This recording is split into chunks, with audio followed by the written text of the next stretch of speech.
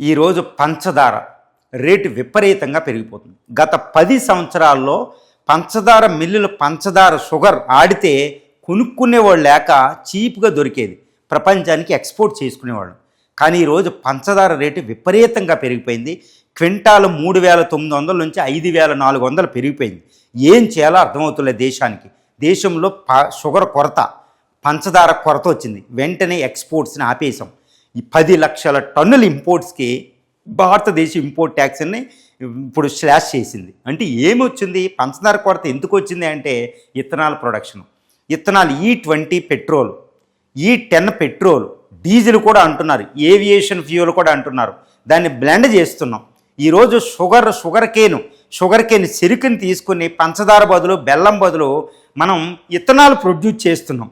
అంతే, మొలాసిస్ నుంచి అంతే పంచదార కొరత వచ్చింది. చూసారా, ఒకటి ఏదో సేవ్ చేద్దామంటే ఇంకో ప్రాబ్లం వచ్చింది. అక్కడేమో పెట్రోలియం రేటు ఎక్కువ ఉంది, దిగుమతి చేసుకుని విదేశీ మార్గద్రవ్య నిల్వ అంటూ పంచదార దిగుమతి చేసుకోవడానికి డబ్బులు పెడుతున్నాం. ఇది అనాలోచితమైన నిర్ణయం. ఇంకా పెట్రోలు మన వెహికల్స్ కార్లు తయారవ్వలేదు ఇథనాల్ వాడడానికి, మైలేజ్ తగ్గిపోయింది, ఇంజిన్లు పాడవుతున్నాయి, మళ్ళీ అదొక నష్టం. పెట్రోల్ కంటే ఎక్కువ ఖర్చు అనవసరంగా అనాలోచితంగా మనం పెడుతున్నాం. అంటే ముందు పంచదార భారతదేశం ఎక్కువ కన్జ్యూమ్ చేస్తుంది ప్రపంచంలో. రెండవ అతిపెద్ద దేశం షుగర్ కేన్ ప్రొడక్షన్, పంచదార ప్రొడక్షన్లో. మనకు అది లోటు ఏర్పడకుండా దాని నుంచి డైవర్ట్ అవ్వకుండా మిగిలింది షుగర్ కేన్, దాన్ని డైవర్ట్ చేయాలి. లేదా పొంగామియ లాంటివి ఈ డ్రైల్యాండ్ అగ్రికల్చర్లో ప్రొడ్యూస్ చేసి బయోగ్యాస్, ఈ ఇథనాల్ను ప్రొడ్యూస్ చేయాలి. మనం చేసిన అతిపెద్ద తప్పు, అనాలోచితమైన నిర్ణయం అనమాట. ఇప్పుడు ఏమనాలి? గవర్నమెంట్ మినిస్ట్రీస్ని, నితిన్ గడ్కరీ గారు, పెట్రోలియం పూరి గారు ఏం చెప్తున్నారో ఇది ఇప్పుడు వీళ్ళని అడిగితే ఏం మాట్లాడరు. సో గవర్నమెంట్కి ఇథనాల్ ప్రొడక్షన్ వల్ల లాభం కాదు, పెట్రోల్ తగ్గించుకుని నష్టం కలిగించారు, వెహికల్ మైలేజ్ తగ్గించారు, వెహికల్ ఇంజిన్లు పాడు చేశారు. అందుకని ఏం చేయాలి?